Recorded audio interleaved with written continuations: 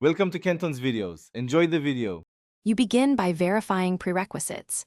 Make sure your iPhone is updated and you can unlock it with your passcode. This matters because some diagnostics require authorization.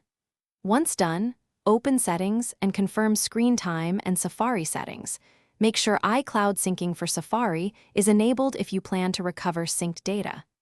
Next, launch Safari to confirm private browsing behavior. This step establishes what is lost locally versus what might exist in iCloud or backups, so you know where to look next. Now you probe traces beyond private tabs.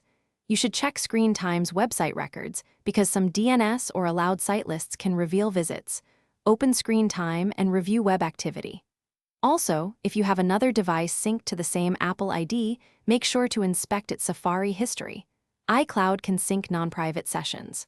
Finally, examine iCloud and local backups. Restoring a backup to a test device can surface historical Safari data. Be methodical and document what you find as you go. To finish, attempt a controlled restore from the most relevant backup onto a spare device. This preserves your primary device and lets you inspect recovered Safari data. If backups don't contain history, you can consider reputable forensic or recovery tools, but weigh privacy and legality first.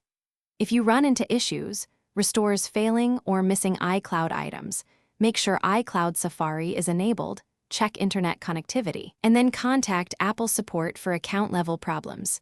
One quick tip: always work on a copy to avoid. Thanks for watching. Consider subscribing if we helped you.